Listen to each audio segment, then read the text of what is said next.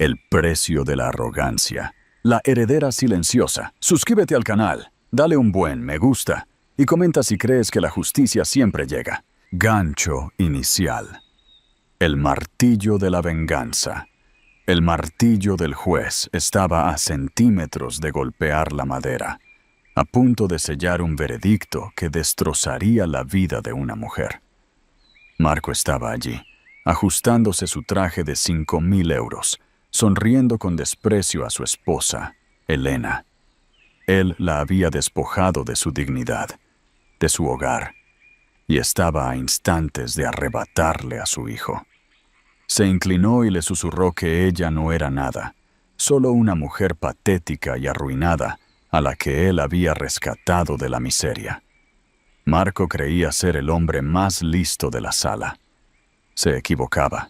No notó el elegante Maybach negro que se detuvo afuera, ni al hombre que cruzó las puertas de la sala del tribunal, un hombre cuyo patrimonio hacía que la compañía de Marco pareciera un puesto de limonada. Marco se mofaba de la última oportunidad de su esposa, sin darse cuenta de que acababa de declararle la guerra a la hija del CEO más peligroso de Madrid.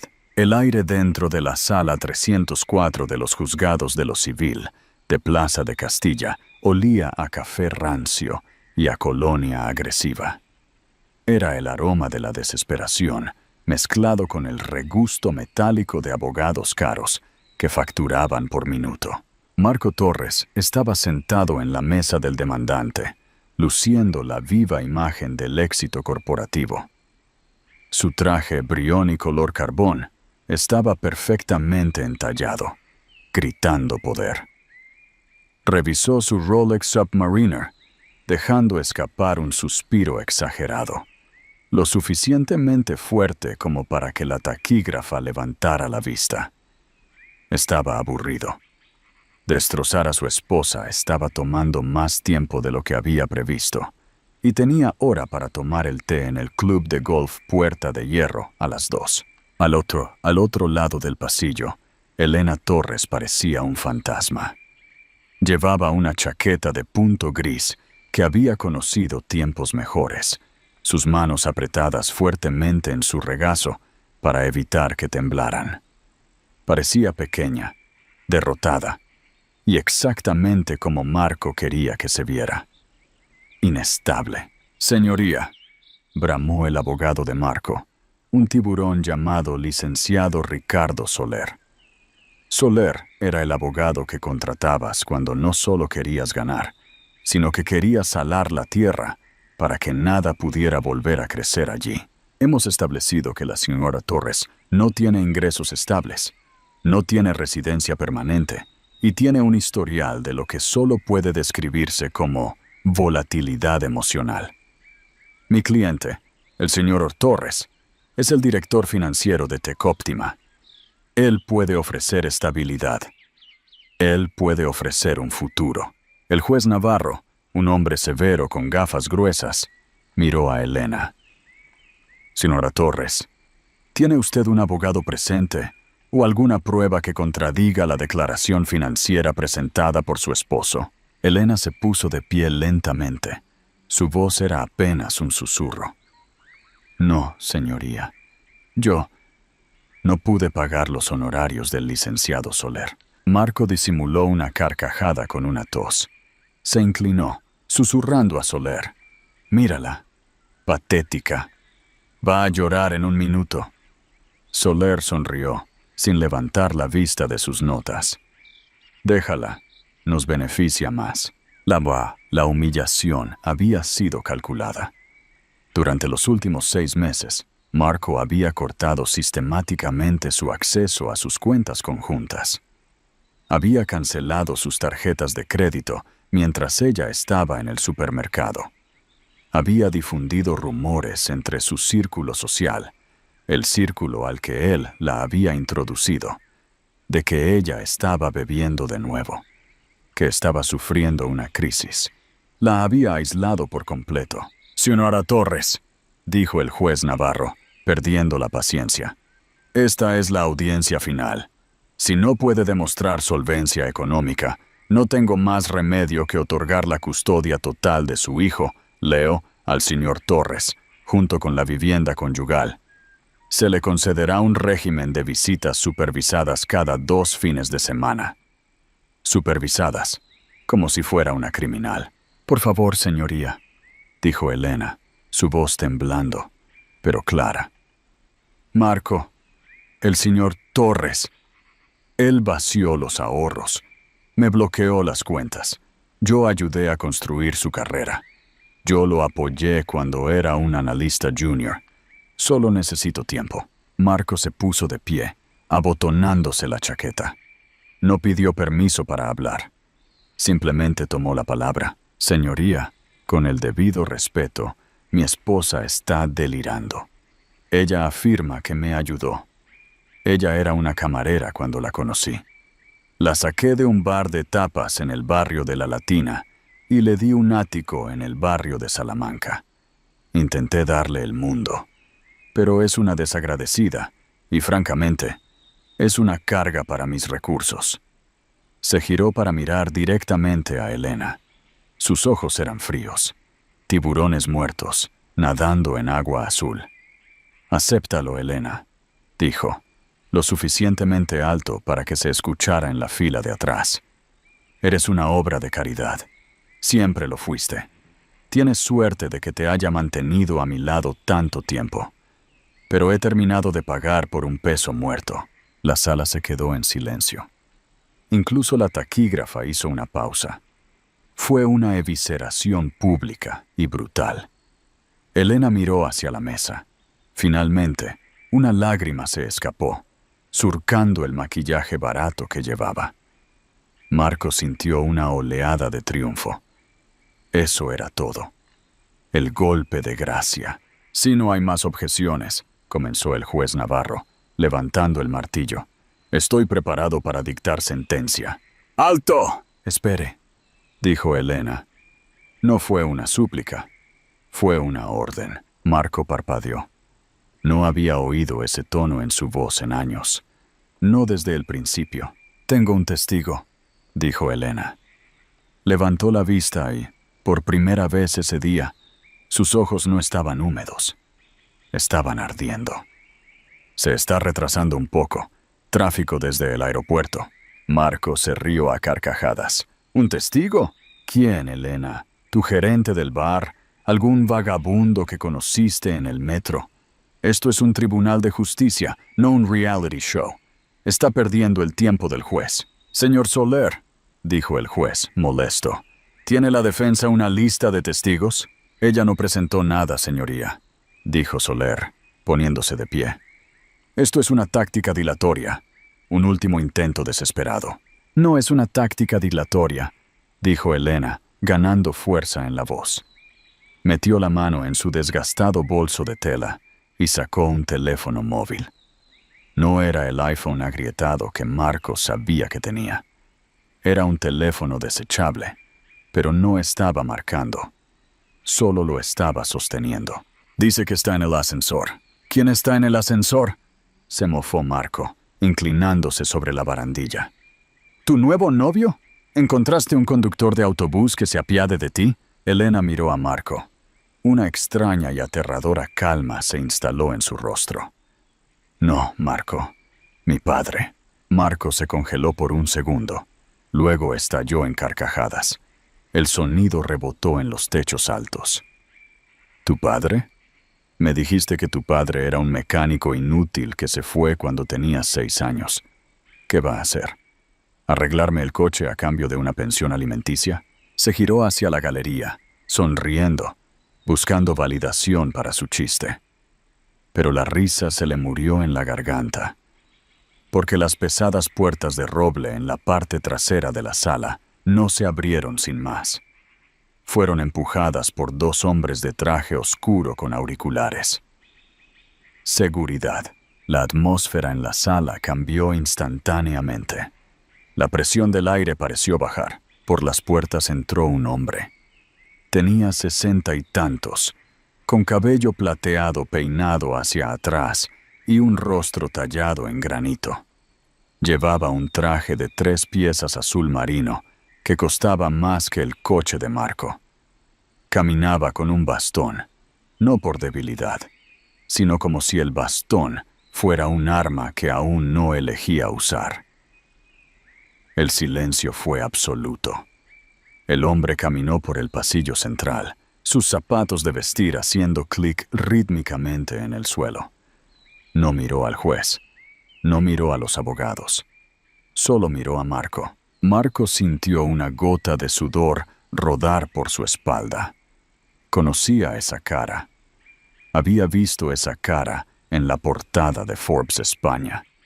Había visto esa cara en la CNBC todas las mañanas mientras tomaba su espresso. No, susurró Marco, el color desapareciendo de su rostro. Eso es imposible. El hombre se detuvo en la reja que separaba la galería del estrado. Miró al alguacil, quien se hizo a un lado instintivamente. El hombre dirigió su mirada hacia Elena. Su dura expresión se suavizó por una fracción de segundo. Siento el retraso, cariño. El jet tuvo un problema localizado de aterrizaje en Barajas. Se giró hacia el juez. Alejandro Soto, anunció el hombre, su voz un bajo barítono que vibraba en el pecho. CEO de Soto Global. Y el padre de Elena. El nombre Soto flotó en el aire como humo después de una explosión. El juez Navarro, que había estado a punto de desestimar la súplica de Elena hacía un minuto, se enderezó. Se ajustó las gafas, su actitud cambiando de molestia a respeto aterrorizado.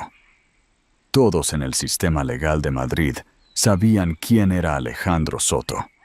No era solo rico, era poderoso. Era dueño de líneas navieras, patentes farmacéuticas y la mitad de los bienes raíces comerciales en el centro de Madrid. Marco sintió que le flaqueaban las rodillas. Se agarró al borde de la mesa. «Esto es una broma», balbuceó Marco, su voz quebrándose. «Esto es un actor. Elena contrató a un actor». Alejandro Soto ni siquiera reconoció que Marco había hablado. Abrió la pequeña puerta y caminó hasta la mesa de la demandada, de pie junto a su hija. Puso una mano en su hombro. «Señor Soler», dijo el juez Navarro, su voz sorprendentemente cortés. «¿Estaba usted al tanto de la filiación de la señora Torres?» Julian Soler estaba pálido. Estaba hojeando sus archivos frenéticamente. «No, señoría.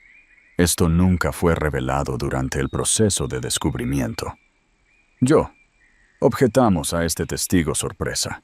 «Aún no soy un testigo», dijo Alejandro con frialdad. «Simplemente soy un observador. Sin embargo, he traído a mi propia representación legal. Desde la parte trasera de la sala, entraron 3 personas más. No parecían abogados de oficio. Parecían depredadores. La mujer que los lideraba fue reconocida instantáneamente por Soler. Era Rebeca Hierro, la socia directora de Hierro y Asociados, la litigante más temida del país. Soler dejó caer su bolígrafo. Él era un tiburón, sí, pero Rebeca Hierro era la orca que se comía a los tiburones por diversión. «Señoría», dijo Rebeca Hierro, caminando hacia adelante, sus tacones haciendo un chasquido rápido y agudo. «Estamos presentando una moción inmediata para intervenir. También estamos presentando una moción para desestimar la declaración financiera presentada por el señor Torres, por motivos de perjurio, fraude y malversación. ¿Qué harías tú si descubrieras que tu pareja, a la que apoyaste, te ha estado mintiendo sobre quién eres? Déjanos tu opinión en los comentarios». «¿Malversación?», chilló Marco. «No puedes simplemente entrar aquí y acusarme de crímenes. Soy el director financiero de Tecóptima». Alejandro Soto finalmente se giró para mirar a su yerno. La mirada era de puro y sin filtrar disgusto. «Tecóptima», dijo Alejandro, saboreando las palabras como si fueran leche agria. «Una empresa de software de logística de tamaño medio. Dime, Marco, ¿quién crees que es dueño del holding que adquirió Tecóptima hace 3 años? Marco parpadeó. Fue una firma de capital privado, el Grupo Orión. ¿Y quién crees que es dueño del Grupo Orión?, preguntó Alejandro en voz baja. Marco se quedó mirando fijamente. Los puntos no se conectaban. Su cerebro se negaba a aceptar la realidad. Yo, dijo Alejandro. Compré tu compañía hace 3 años, Marco, específicamente para poder vigilar al hombre que se casó con mi hija en contra de mis deseos. La sala jadeó. Tú eres dueño de mi compañía, susurró Marco. Soy dueño del edificio en el que trabajas, continuó Alejandro, acercándose. Soy dueño de los servidores donde se almacenan tus datos. Y soy dueño de la firma de contabilidad forense que ha estado auditando tus libros durante las últimas 48 horas. Elena finalmente habló. Se puso de pie, despojándose de la apariencia de víctima. Miró a Marco. Y por primera vez, él vio el parecido. Ella tenía la mandíbula de su padre. Te lo dije, Marco, dijo Elena en voz baja. Te dije que el dinero no me importaba. Te dije que quería una vida sencilla. Dejé el mundo de mi padre porque quería ser amada por ser yo. No por el apellido Soto. Pensé que eras diferente. Pensé que eras un hombre trabajador que me amaba. Te amo, gritó Marco, sintiendo pánico. Miró alrededor de la sala, dándose cuenta de que sus aliados habían desaparecido. Soler se estaba distanciando físicamente, apartando su silla. Amabas la idea de controlarme, corrigió Elena. Amabas hacerme sentir pequeña para que tú pudieras sentirte grande. Te burlaste de mí por recortar cupones. Te burlaste de mí por querer ahorrar dinero. Me llamaste plebeya. Ella dio un paso hacia él. No sabías que cada vez que me llamabas inútil, yo estaba firmando tus bonificaciones trimestrales bajo un seudónimo. No sabías que el inversor que salvó tu trabajo el año pasado fui yo. Marco sintió que la sala daba vueltas. Había tratado a la heredera de Soto Global como a una sirvienta. La había engañado, manipulado y tratado de dejarla en la indigencia. Señoría, interrumpió Rebeca Hierro, tenemos pruebas de que el señor Torres ha estado desviando fondos de la compañía. Fondos que en última instancia pertenecen al fideicomiso familiar Soto, a una cuenta offshore en las Islas Caimán. Una cuenta listada bajo el nombre de... Revisó sus notas. Una tal señorita Jessica Molina. El color desapareció por completo del rostro de Marco. Jessica, su amante. «¡Eso es mentira!», gritó Marco. «Esa es información privilegiada». «No es privilegiada cuando es un robo, señor Torres», espetó el juez Navarro. Miró los documentos que Rebeca Hierro acababa de colocar en su estrado. Sus cejas se alzaron. «Estas son cantidades sustanciales. 2 millones de euros», dijo Alejandro Soto, «robados de la compañía que yo poseo para pagar el apartamento de la mujer con la que se está acostando, mientras usted intenta quitarle mi nieto a su madre, porque ella no puede mantenerlo». Alejandro se inclinó, su voz bajando a un gruñido aterrador. «Querías una pelea, Marco. Querías aplastar a la gente pequeña. Bueno, felicidades. Finalmente elegiste una pelea con alguien de tu tamaño». «¡Quiero un receso!», gritó Marco, mirando a Soler. «¡Haz algo!». Julian Soler se puso de pie, cerrando su maletín. «Señoría, me gustaría solicitar un receso para consultar con mi cliente sobre estas nuevas acusaciones criminales, y también me gustaría declarar formalmente que desconocía cualquier malversación». «Siéntese, señor Soler», ordenó el juez. «Nadie se irá a ninguna parte. Alguaciles, aseguren las puertas». Marco miró hacia la salida. Los 2 hombres grandes que habían entrado con Alejandro estaban allí, con los brazos cruzados. Elena miró a su padre. «Papá, yo no quería que fuera así». Alejandro tomó su mano. «Lo sé, Elenita. Querías demostrar que podías salir adelante por tu cuenta. Y lo hiciste. Sobreviviste a él». Pero no se combate una plaga con bondad, cariño. Se combate con fuego. Alejandro se giró hacia el juez. Señoría, antes de que decida sobre la custodia, hay una cosa más que debe saber. ¿El acuerdo prenupcial que Marco obligó a Elena a firmar? ¿Ese que le da todo a él? La cabeza de Marco se levantó de golpe. Ese acuerdo prenupcial era su red de seguridad. Era inquebrantable. ¿Qué pasa con eso?, escupió Marco. Es válido. Ella lo firmó. Lo hizo. Sonrió Alejandro, con una sonrisa de tiburón. Pero lo firmó como Elena Torres. Sin embargo, en el momento de la firma, legalmente, su nombre seguía siendo Elena Soto. Y bajo los estatutos del Fideicomiso Familiar Soto, del cual ella es beneficiaria, cualquier contrato que involucre sus activos debe ser refrendado por el fiduciario principal. Alejandro golpeó el suelo con su bastón. Yo nunca lo firmé, dijo Alejandro. Lo que significa, Marco, que ese prenupcial no vale el papel en el que está impreso. Lo que significa, Marco, que mi hija tiene derecho al 50% de todo lo que tienes, incluido el dinero que robaste. Marco se desplomó en su silla.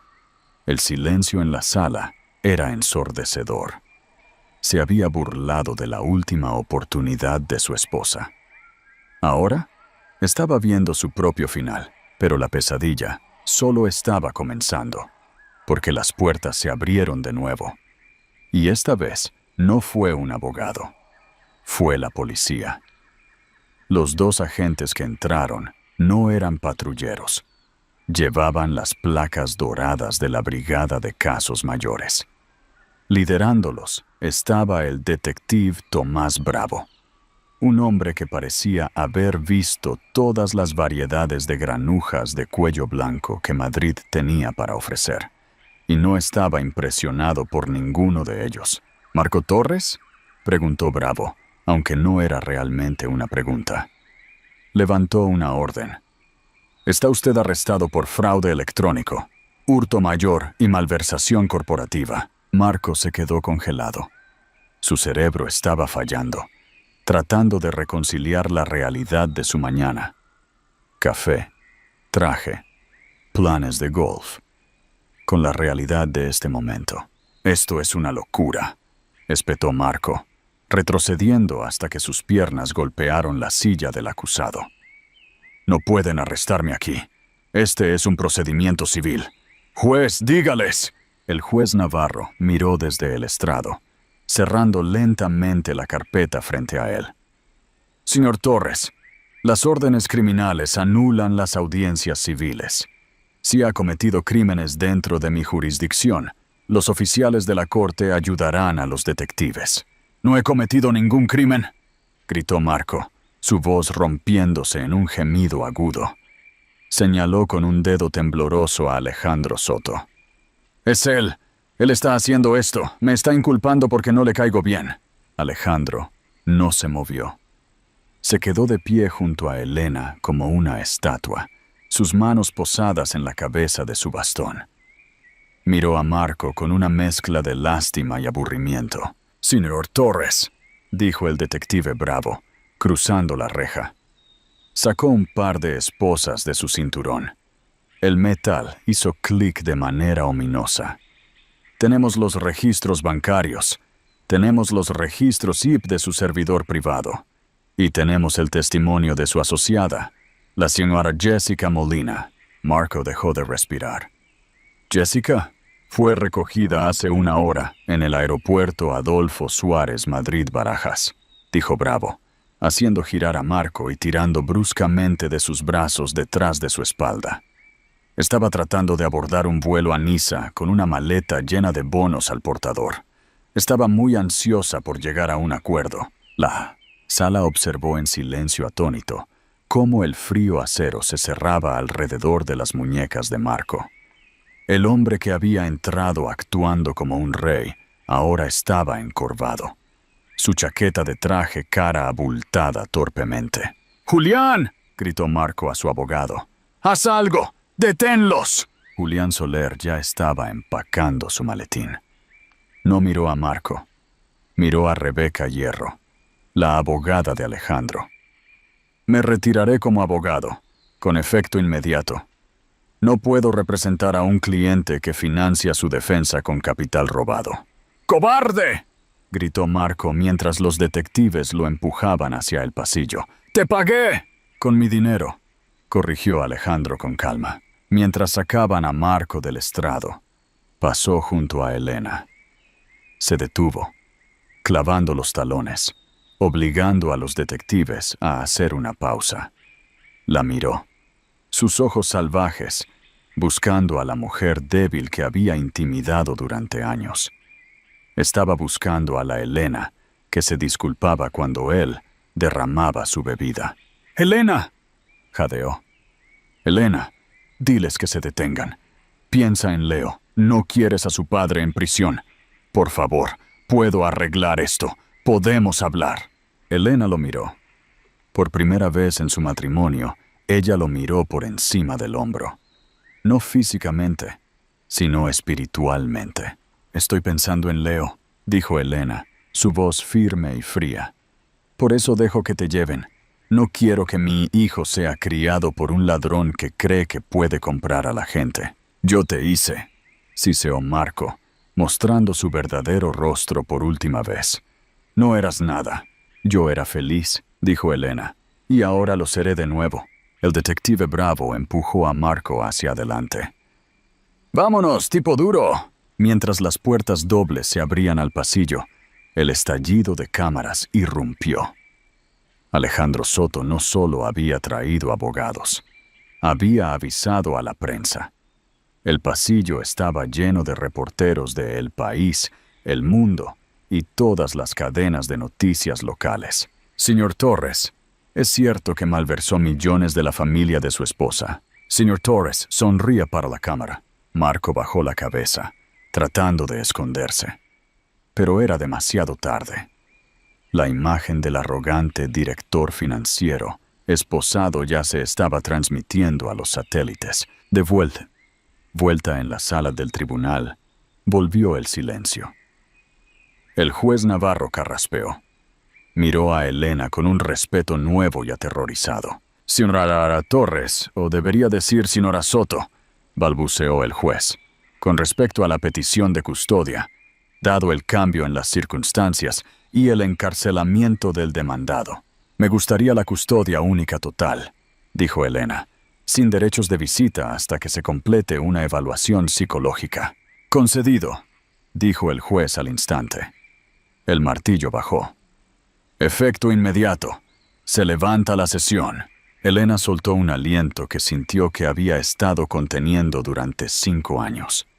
Sintió la mano de su padre apretar su hombro. Se acabó, Elenita, susurró Alejandro. Todavía no, dijo Elena, secándose los ojos. Necesito ir a verlo. Una última vez. ¿Por qué?, preguntó Alejandro, frunciendo el ceño. Deja que los abogados se encarguen de él. ¿Por qué?, dijo Elena, recogiendo su desgastado bolso de tela. Necesita saber toda la verdad. Necesita saber exactamente a quién intentó destruir. La sala de interrogatorios de la comisaría 19 era un marcado contraste con el lujo de caoba de la oficina de Marco. Hacía frío, olía a lejía y sudor viejo. El espejo de la pared era unidireccional, y Marco lo sabía. Había estado sentado allí durante 3 horas, sin llamada telefónica, sin agua. Solo sus pensamientos y la aterradora comprensión de que su vida había implosionado en el lapso de una mañana. La puerta zumbó y se abrió. Marco levantó la vista, esperando a un abogado. En su lugar, entró Elena. Se había cambiado. Ya no llevaba la chaqueta de punto gris. Llevaba un blazer negro estructurado, su cabello recogido en una coleta elegante. Parecía la Soto que era. Se sentó frente a él. No parecía asustada. «Tienes 5 minutos», dijo el guardia desde la puerta. Luego la cerró. «¿Viniste a regodearte?», se burló Marco. aunque su voz carecía de su mordacidad habitual. Parecía pequeño en la silla de metal. «¿O viniste a pagar mi fianza? Si me sacas, Elena, puedo explicarlo. El dinero fue una inversión.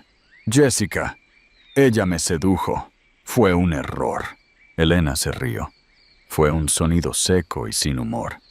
«Deja de mentir, Marco. Es aburrido». Puso las manos sobre la mesa. «Jessica no te sedujo. Te aprovechaste de ella, al igual que te aprovechaste de mí.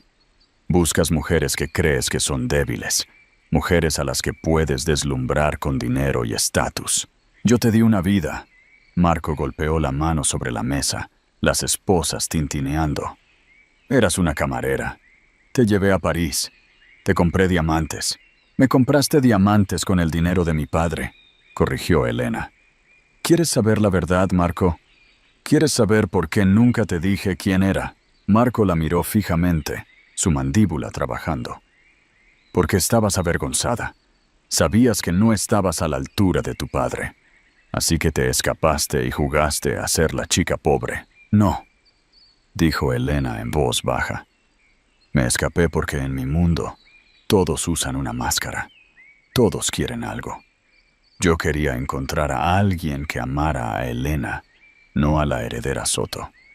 Quería encontrar a un hombre que construyera una vida conmigo desde cero». Se inclinó cerca. «Cuando te conocí en el bar de tapas, pensé que eras ese hombre. Eras ambicioso. Eras divertido. No te importó que tuviera agujeros en mis zapatillas. Me enamoré de ti, Marco. Estaba lista para darte el mundo. Iba a contarte la verdad en nuestro primer aniversario». Marco pareció aturdido. «¿Tú ibas a contármelo?» «Sí», dijo Elena. «Tenía los papeles redactados. Iba a incorporarte al negocio familiar. No habrías tenido que robar. Habrías sido el CEO de una compañía Fortune 500 para ahora. Mi padre estaba listo para entregarte las llaves del reino, simplemente porque yo te amaba». Marco sintió un golpe físico en el estómago. La ironía era sofocante. Había robado millones y arriesgado la prisión por cacahuetes, cuando podría haber tenido miles de millones legítimamente si solo hubiera sido un ser humano decente.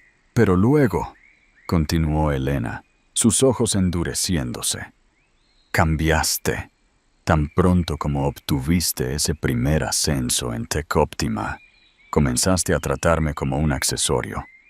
Empezaste a hacer chistes sobre mi pobreza a tus amigos. Empezaste a esconder tu teléfono. Empezaste a hacerme sentir pequeña para que tú pudieras sentirte grande». «Estaba estresado», suplicó Marco. «¿El trabajo? ¿El trabajo que mi padre te dio?», espetó Elena. «¿Recuerdas la noche que me dijiste que era demasiado estúpida para entender tus finanzas? Esa fue la noche que llamé a mi padre. Esa fue la noche en que se tendió la trampa». Los ojos de Marco se abrieron. ¿Tú lo sabías? ¿Desde hace cuánto?» 2 años, dijo Elena. «Supe de Jessica desde la primera semana. Supe de las cuentas offshore. Supe del segundo apartamento. ¿Por qué no te fuiste?», susurró Marco. «Por Leo», dijo Elena, su voz suavizándose ligeramente. «No quería destruir a su padre, a menos que tuviera que hacerlo. Te di todas las oportunidades para que fueras un buen hombre, Marco. Incluso hoy, en el tribunal.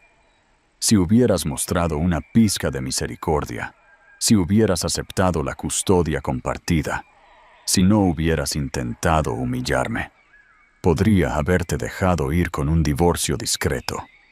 Podría haber permitido que conservaras tu reputación». Se puso de pie. «Pero tenías que burlarte de mí. Tenías que intentar aplastarme. Y al hacerlo, presionaste el botón que detonó tu propia vida». La puerta zumbó. «Se acabó el tiempo», dijo el guardia. Elena se giró para irse. «¡Elena!», gritó Marco, el pánico apoderándose de él. «¿Qué me pasa? ¿Qué pasa con el juicio?». Elena se detuvo en la puerta. No miró hacia atrás. «Papá contrató a los mejores fiscales del país para consultar sobre el caso en tu contra.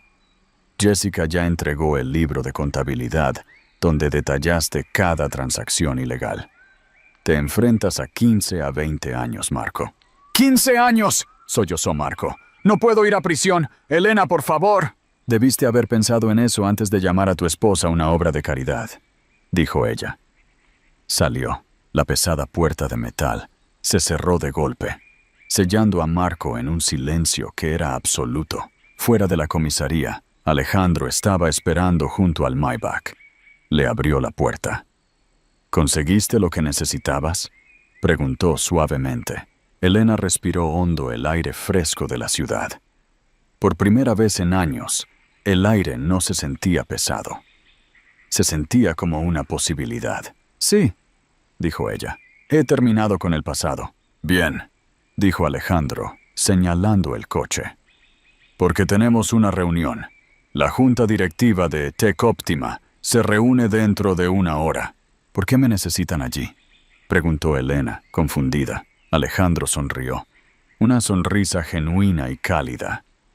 Porque, querida, el puesto de director financiero está actualmente vacante y como accionista mayoritario, creo que es hora de que la compañía sea dirigida por alguien que realmente sepa el valor de 1 euro. Alguien que se abrió camino desde un bar de tapas. Elena miró a su padre, luego al horizonte de Madrid. Se dio cuenta de que ya no era solo una superviviente. Era una Soto. Necesitaré un traje nuevo, dijo ella. Alejandro se rió. Creo que podemos permitírnoslo. Mientras el coche se alejaba, dejando atrás la comisaría, el teléfono de Elena vibró. Era un mensaje de texto de un número desconocido. Lo abrió. Era una foto. Una imagen granulada tomada desde el otro lado de la calle de la comisaría. Mostraba a Elena subiendo al Maybach. El texto debajo decía: «Puede que esté en la cárcel, pero todavía nos debes». La deuda no desaparece con el marido. Elena frunció el ceño. ¿Todo bien?, preguntó Alejandro. Elena bloqueó rápidamente su teléfono. Sí, solo spam. Pero su corazón martilleaba contra sus costillas. Marco no solo había estado robando dinero para una amante. Había estado robando dinero para pagar a alguien más. Alguien peligroso. La guerra no había terminado. Solo había cambiado de campo de batalla. La sala de juntas de Tech Optima estaba situada en el piso 40, ofreciendo una vista panorámica del Paseo de la Castellana.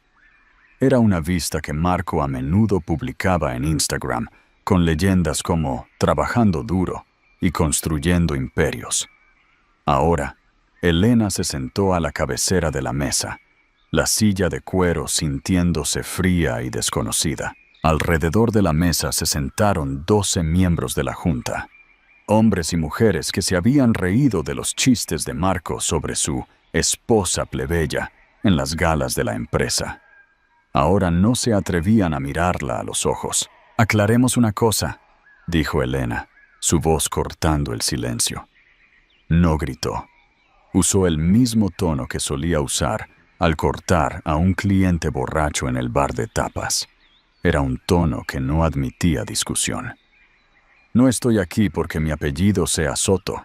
Estoy aquí porque el director financiero anterior trató a esta compañía como su alcancía personal. Y francamente, mirando los informes trimestrales, la mayoría de ustedes le permitieron hacerlo. Un hombre calvo, el vicepresidente de operaciones llamado Gregorio, carraspeó. Señora Soto, no estábamos al tanto de las actividades ilícitas de Marco. Él estaba muy compartimentado. Fue descuidado, Gregorio, replicó Elena, arrojando un archivo sobre la mesa de caoba. Gastó un viaje de consultoría de 50.000 euros a Ibiza. Usted firmó la aprobación. ¿Estaba compartimentado o simplemente era perezoso? Gregorio se puso de un tono carmesí que coincidía con su corbata. Estamos congelando todas las bonificaciones ejecutivas, anunció Elena. Estamos llevando a cabo una auditoría forense de cada departamento. Si están limpios, no tienen nada de qué preocuparse. Si no lo están, Miró hacia la puerta donde estaban dos de los hombres de seguridad de su padre. La salida está por ahí, y la estación de policía está a 3 manzanas. La reunión terminó en un torbellino de nerviosos murmullos. Mientras la sala se despejaba, Alejandro entró. Parecía orgulloso, pero sus ojos estaban ensombrecidos por la preocupación. «Los manejaste bien», dijo, sirviendo un vaso de agua. «Tienes el acero de tu madre». «Sentí que iba a vomitar», admitió Elena, su fachada resquebrajándose por un momento. Se desplomó ligeramente en la silla. «Papá, el mensaje de texto, el que recibí fuera de la comisaría. Lo estamos rastreando», dijo Alejandro, bajando la voz. «Mi equipo de seguridad está depurando los metadatos». Pero Elena, Marco estaba desesperado. Los hombres desesperados piden prestado a gente peligrosa. He duplicado el detalle en el colegio de Leo. Nadie se acerca a mi nieto. «Encontré algo más», dijo Elena. Abrió su computadora portátil y la giró hacia su padre. Estaba mirando a través del disco oculto de Marco, el que la policía aún no ha descifrado. Adiviné la contraseña. Era millonario. Sacudió la cabeza ante la patética vanidad de ello. «Mira esta hoja de cálculo. Se titula La cuenta vanidosa». Alejandro se puso sus gafas de lectura. Se desplazó por la lista de transacciones. Su ceño se frunció. «Estos no son retiros, Elena. Son depósitos. Masivos. 500,000, 200,000. Depósitos en efectivo en compañías fantasmas». «Marco no solo estaba robando a Techoptima para gastar», susurró Elena. «Estaba lavando dinero. Estaba usando la red logística de la compañía para mover algo más». Alejandro levantó la vista, su rostro pálido. «Esto no es malversación, Elena. Esto es blanqueo de capitales. Marco estaba limpiando efectivo para un sindicato del crimen». Justo entonces, la recepcionista hizo sonar el intercomunicador. Su voz temblaba. «Señora Soto, hay un mensajero aquí. Dice que tiene un paquete para usted. Dice que es personal. No lo dejes entrar», ordenó Alejandro bruscamente. Lo dejó en la recepción y se fue. Chilló la recepcionista. Elena y Alejandro intercambiaron una mirada. Alejandro hizo una señal a su jefe de seguridad, un ex Navy SEAL masivo llamado Caimán. «Revisa el paquete». 5 minutos después, Caimán entró en la sala de juntas, sosteniendo un gran sobre Manila. «Ha sido escaneado, sin explosivos, sin agentes químicos, solo fotos». Elena tomó el sobre. Sus manos temblaron mientras lo abría. La primera foto era de Marco en el patio de la prisión de Soto del Real. Estaba en el suelo. Su rostro era una ruina ensangrentada, su brazo doblado en un ángulo antinatural. Había sido golpeado hasta casi morir. La segunda foto hizo que la sangre de Elena se congelara. Era una foto de Leo, tomada hoy. Estaba en el patio de recreo de su escuela privada. En el fondo de la foto, circulado con marcador rojo, había un hombre de pie junto a la valla. Estaba sosteniendo un cronómetro. En el reverso de la foto, escrito con una elegante letra cursiva, había un mensaje. «El interés está aumentando, señora Torres. Su marido perdió nuestro inventario. Tiene 48 horas para reemplazar el valor de 5 millones de euros, o cobraremos la garantía. El niño parece rápido, pero nadie corre más rápido que una bala». Elena dejó caer la foto. «Están vigilando a Leo». Alejandro golpeó el suelo con su bastón, el sonido como un disparo. «Sácalo de la escuela, ahora. Ahora. Caimán, reúne al equipo. Vamos a la guerra». «No», dijo Elena. Se puso de pie, el miedo en su pecho endureciéndose en algo frío y afilado. «Si lo sacamos, solo esperarán. Nos cazarán para siempre». Marco perdió su inventario. Perdió su producto. «Vamos al GEO», dijo Alejandro. «El GEO nos pondrá bajo custodia protectora», argumentó Elena. Viviremos en un motel en Idaho por el resto de nuestras vidas. No voy a huir, papá. Huí de mi identidad durante 10 años. No voy a huir más. Recogió la foto de Marco golpeado. Voy a pagarles, dijo. Absolutamente no, rugió Alejandro. No negociamos con terroristas. No estoy negociando, dijo Elena, sus ojos destellando. Estoy comprando una reunión. La reunión se fijó para la medianoche en un patio de transporte marítimo en el puerto de Barcelona. Era cliché, ominoso y exactamente donde la gente que operaba en las sombras se sentía cómoda. Alejandro lo había prohibido, pero Elena lo había anulado. Es mi hijo, papá, y es mi desastre. Sin embargo, no iba sola. El equipo de seguridad de Alejandro estaba posicionado en las sombras de los contenedores de envío, armados con rifles de largo alcance. Un dron flotaba silenciosamente a 60 metros de altura, grabando todo. Elena estaba de pie bajo una luz halógena parpadeante, agarrando un maletín pesado. El viento del Mediterráneo azotaba su cabello a través de su rostro. Llevaba una gabardina, pero debajo estaba cableada con un micrófono, transmitiendo directamente a la Brigada de Delitos Especiales de los Mossos d'Esquadra, a quienes Alejandro había llamado como contingencia de respaldo. A las 12:01 am, una SUV negra salió de la oscuridad. Los faros la cegaron por un momento. 2 hombres salieron. Eran músculo pesado, vestidos con chaquetas de cuero. Luego, la puerta trasera se abrió. El hombre que salió no parecía un matón. Parecía un banquero. Llevaba un abrigo de pelo de camello y una bufanda impecable. Era guapo de una manera reptiliana. Este era Javier Cruz. La policía conocía el nombre. Un fixer de alto nivel para los sindicatos europeos.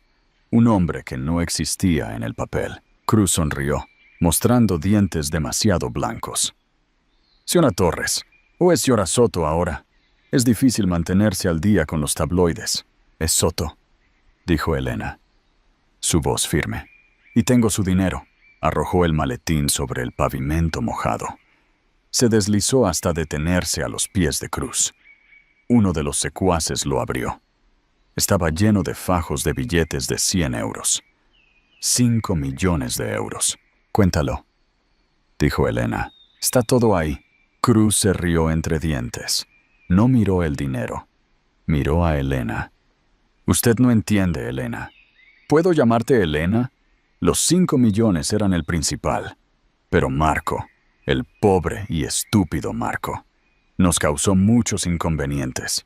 Se suponía que debía usar sus camiones de logística para mover un envío de microchips de alta calidad. Robados, por supuesto, a Alemania. Fue arrestado antes de que los camiones pudieran moverse. La policía incautó los camiones. Perdimos los chips. Cruz dio un paso más cerca. Los chips valían 20 millones. Los 5 millones son solo un pago inicial.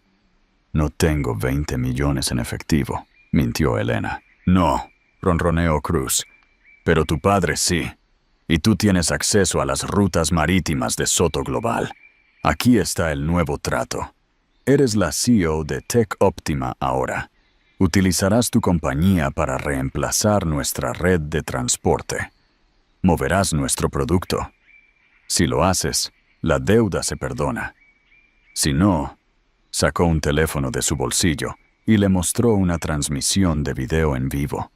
Era una cámara apuntando a la ventana del ático de su padre. Podemos tocarte en cualquier lugar, susurró Cruz. Tenemos gente dentro de tu edificio, dentro de tu equipo de seguridad. Elena sintió un escalofrío recorrer su columna vertebral. ¿Dentro del equipo de seguridad? Sí, estoy de acuerdo, dijo Elena, tratando de ganar tiempo. ¿Cómo sé que no pedirán más? No lo sabes, sonrió Cruz. Esa es la belleza de la asociación. Elena miró el maletín, luego de vuelta a Cruz. Ella necesitaba que él confesara. Lo necesitaba en el micrófono. Así que lo admites, dijo claramente. Estaban usando a Marco para traficar tecnología robada, y ahora me están extorsionando para que haga lo mismo. La sonrisa de Cruz se desvaneció. Miró a su alrededor. Estás haciendo preguntas muy específicas, Elena, casi como si llevaras un micrófono. El aire en el patio de transporte cambió. Los 2 secuaces se llevaron la mano a las chaquetas. «Revisa», ordenó Cruz. «¡Policía!», resonó una voz por un altavoz. «¡Suelten sus armas!». No era la policía, era Caimán, el jefe de seguridad de su padre, gritando desde la cima de un contenedor. Estalló el caos. Los secuaces sacaron armas, pero instantáneamente aparecieron puntos láser rojos en sus pechos. «Francotiradores». «¡No se muevan!», gritó Caimán. Cruz miró a los francotiradores, luego a Elena. No parecía asustado, parecía decepcionado. «Trajiste caballería», suspiró Cruz. «Muy dramático, pero cometiste un error, Elena». Tocó su teléfono. «Te dije, tenemos gente dentro». De repente, el dron que sobrevolaba perdió el control y se estrelló contra el río. Las luces del patio de transporte se apagaron, sumiéndolos en la oscuridad total. Elena escuchó una pelea, un gruñido de dolor, y luego una mano se cerró sobre su boca. «El jefe te quiere», siseó una voz en su oído. No era Cruz, era uno de los hombres que estaba detrás de ella, uno de sus propios guardias de seguridad. Traición. Elena mordió con fuerza la mano, saboreando sangre. El hombre gritó. Ella pisoteó su empeine con su tacón y se liberó, corriendo hacia la oscuridad del laberinto de contenedores. «¡Atrápenla!», gritó Cruz, su compostura desaparecida. «Olvídense del dinero. Atrápenla. Ella es el boleto». Elena corrió, su corazón latiendo contra sus costillas como un pájaro atrapado. Podía escuchar pasos salpicando en los charcos detrás de ella. Giró una esquina y se apretó contra el metal frío de un contenedor oxidado. Buscó a tientas su teléfono, pero se había ido. Se cayó en la lucha. Estaba sola en la oscuridad con 3 asesinos y un traidor. Y el equipo de francotiradores de su padre estaba ciego. Escuchó respiración. Cerca, Elena. La voz de Cruz resonó a través de los cañones de metal. «No tienes a dónde ir. Sal, y solo hablaremos de los 20 millones. Sigue corriendo y enviaré la orden de visitar a Leo». Elena miró a su alrededor. Estaba acorralada. A su derecha estaba el río, negro y agitado. A su izquierda, los hombres que se acercaban. Vio una escalera de hierro oxidada que conducía a un lado de una pila de contenedores. Era su única oportunidad. Comenzó a subir, el metal frío mordiéndole las manos. Estaba a mitad de camino cuando una mano agarró su tobillo. «¡Te tengo!», se burló el guardia traidor. Elena miró hacia abajo. Pateó, su tacón conectando con su cara, pero él no la soltó. Tiró, y su agarre se deslizó. Ella cayó, pero no golpeó el suelo. Una figura emergió de las sombras, abordando al guardia en el aire. Hubo el crujido nauseabundo de un hueso, y el guardia se quedó flácido. Elena aterrizó con fuerza de costado, jadeando por aire. Ella miró a su salvador. Era un hombre con una sudadera gris andrajosa, sosteniendo un tubo de metal. Se giró para mirarla, su rostro iluminado por un repentino destello de relámpago. Era Marco, pero no el Marco que ella conocía. Estaba magullado, su ojo hinchado y cerrado, vistiendo ropa civil sucia. Había escapado, o lo habían dejado salir. «¡Corre!», jadeó Marco, goteando sangre de su boca. «¡Vete, Elena! ¡Te compré tiempo!». «¿Marco?», susurró ella en shock. «¿Cómo?». «Hice un trato», gritó Marco, balanceando el tubo, mientras los otros hombres de Cruz doblaban la esquina. Les dije que te atraparía si me dejaban salir. Pero mentí. ¡Vete! Marco Torres, el hombre que se había burlado de ella, el hombre que le había robado, cargó contra los hombres armados, con nada más que un tubo y un deseo de morir. Sonaron disparos. Marco cayó. Elena gritó, pero unas manos la agarraron desde la oscuridad. Era Caimán. «Tenemos que movernos, jefa. ¡Ahora!». Caimán la arrastró hacia el coche blindado que esperaba, mientras el tiroteo estallaba detrás de ellos. Elena miró hacia atrás por última vez. Vio a Marco, tirado en el pavimento mojado, extendiendo la mano hacia ella, mientras Javier Cruz se paraba sobre él, con el arma levantada. La puerta del coche blindado se cerró de golpe. «¡Conduce!», gritó Caimán, mientras aceleraban. Elena se sentó en la oscuridad, temblando incontrolablemente. Marco la había tendido una trampa de nuevo. La había llevado a Cruz. Pero en el último segundo, se había dado la vuelta. ¿Por qué? Y entonces lo vio. Agarrado en su mano, que se había raspado al caer, había un trozo de papel que Marco le había metido en la palma cuando abordó al guardia. Lo desdobló. Estaba cubierto de sangre. Era un número de cuenta bancaria. Y una nota. «La evidencia está aquí. Tira toda la red. Lo siento. Dile a Leo que lo intenté». Elena se quedó mirando la nota. Marco se había ido, pero acababa de darle el arma que necesitaba para destruir a Javier Cruz y a todos para los que trabajaba. La verdadera guerra acababa de comenzar. La casa de seguridad era una fortaleza de vidrio y acero encaramada en los acantilados de la Sierra de Madrid, a kilómetros de la humareda y la sangre del puerto de Barcelona. Pero para Elena, la distancia no importaba. Todavía podía oler la pólvora. Todavía podía ver a Marco caer. Ella se sentó en el centro de comando que Alejandro había instalado en el sótano, envuelta en una manta, mirando el trozo de papel ensangrentado. «Se ha ido Elena», dijo Alejandro suavemente, poniendo una mano en su hombro. Caimán acababa de confirmarlo a través de un escáner policial. Marco Torres había sido declarado muerto al llegar al hospital clínico.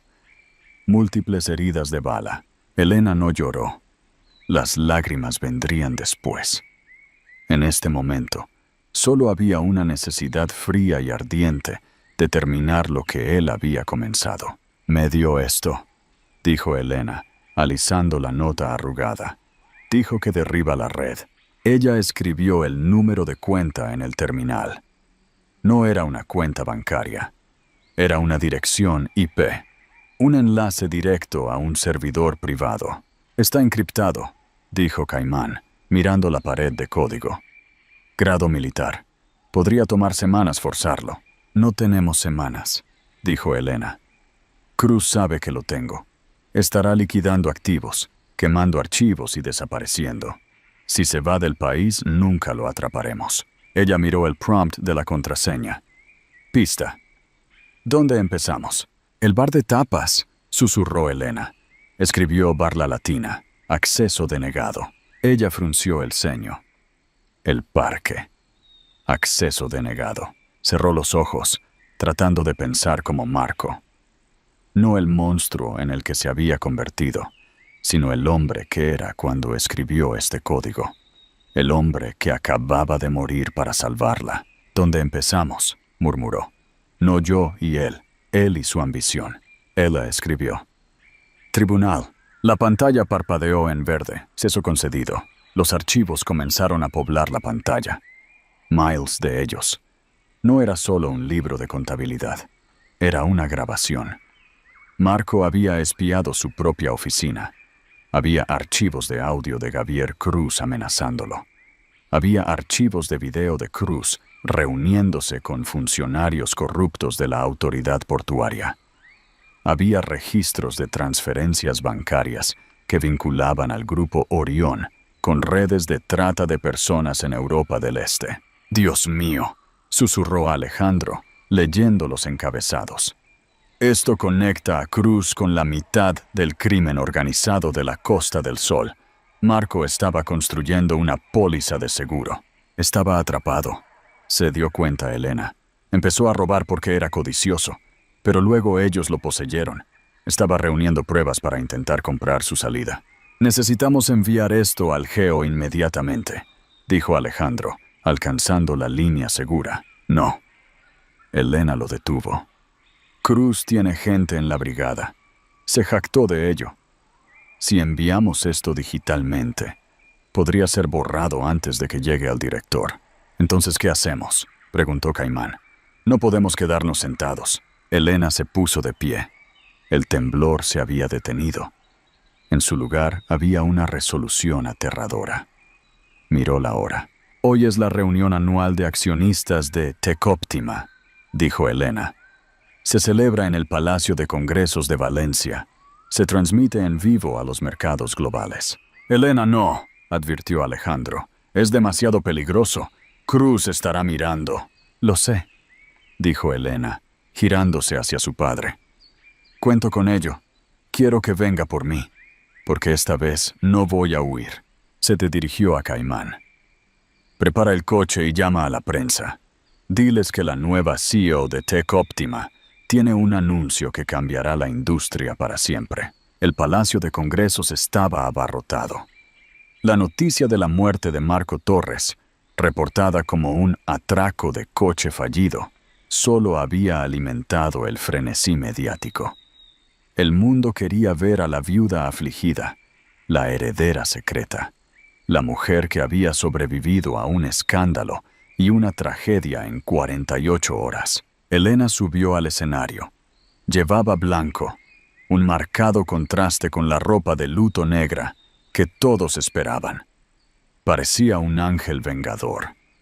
Las cámaras destellaron, un estroboscopio cegador de atención. Comenta ahora.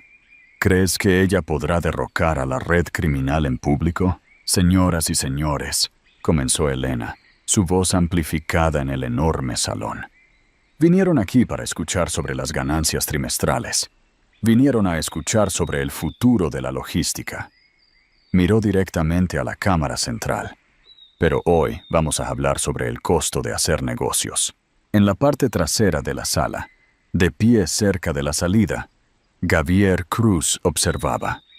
Estaba disfrazado como un contratista de seguridad, con un sombrero y gafas de sol. Tocó su auricular. El objetivo está en el escenario, susurró. Dispara cuando se aleje del podio. Haz que parezca un fan enloquecido. En las pasarelas, un hombre ajustó su mira telescópica. Elena continuó. Mi esposo, Marco Torres, murió ayer. Las noticias dicen que fue un acto de violencia al azar. Eso es una mentira. Un murmullo se extendió por la multitud. Marco fue asesinado, declaró Elena, por una organización criminal que ha estado utilizando esta compañía, mi compañía, para contrabandear bienes ilegales a través de las fronteras. Cruz se puso rígido. Se está saliendo del guión. Es una suicida. ¡Dispara!, siseó. Creen que son intocables, dijo Elena, su voz elevándose. Creen que poseen a la policía. Creen que poseen el silencio. Presionó un botón en el podio. La enorme pantalla detrás de ella, generalmente reservada para gráficos bursátiles, se puso negra. Luego, se reprodujo un video. Era Javier Cruz, claro como el día, sentado en la oficina de Marco, sosteniendo un arma en la cabeza de Marco. El audio resonó a través de los altavoces. No me importa tu esposa, Marco. Si el envío no se mueve, la mataré a ella y venderé a tu hijo. La multitud jadeó. Estallaron los gritos. En la parte trasera, Cruz se congeló. Su rostro estaba en una pantalla de 15 metros. Ese hombre, señaló Elena a la pantalla, es Javier Cruz y está en este edificio ahora mismo. De repente, las luces de la sala inundaron el auditorio. ¡Ahora!, gritó Elena. De las cortinas laterales, no fueron guardias de seguridad quienes salieron corriendo. Fue un equipo SWAT, pero no cualquier equipo SWAT. Alejandro Soto había pedido un favor al presidente de la Generalitat Valenciana. Esta era la Guardia Civil, una jurisdicción que Cruz no había comprometido. «¡Suelten el arma!». Un foco se giró hacia las pasarelas, cegando al francotirador. Dejó caer su rifle, levantando las manos. Otro foco barrió la parte trasera de la sala, aterrizando en Javier Cruz. Se giró para correr, pero las puertas estaban bloqueadas. Caimán estaba allí, de pie con los brazos cruzados, una sonrisa cruel en su rostro. «¿Va a algún lado?», preguntó Caimán. Cruz buscó su arma, pero fue abordado por 3 oficiales. Mientras lo arrastraban, esposado y gritando, cruzó la mirada con Elena. Ella no desvió la mirada. Ella no se inmutó. Lo vio ser arrastrado fuera de su vida, extinguiendo la amenaza para su hijo para siempre. El auditorio estaba en caos, pero Elena se quedó quieta en el podio. Miró la primera fila, donde su padre estaba sentado, sosteniendo la mano de Leo. Leo parecía asustado, pero seguro. Elena se inclinó hacia el micrófono por última vez. «Techo Óptima está bajo nueva dirección», dijo, «y estamos cerrados por limpieza». El cementerio estaba tranquilo. Las hojas de otoño se estaban volviendo doradas y rojas, cayendo suavemente sobre la lápida de granito negro. Marco Torres, padre, esposo. Elena estaba allí, sosteniendo la mano de Leo. «¿Papi realmente nos salvó?», preguntó Leo, mirando hacia arriba con ojos grandes e inocentes. Elena miró la tumba. Pensó en la crueldad, la burla, el robo. Pensó en el hombre que la había llamado plebeya en el tribunal. Pero luego pensó en el hombre de la sudadera, golpeado y roto, balanceando un tubo contra hombres armados para darle tiempo de subir una escalera. Pensó en la nota ensangrentada que había salvado su futuro.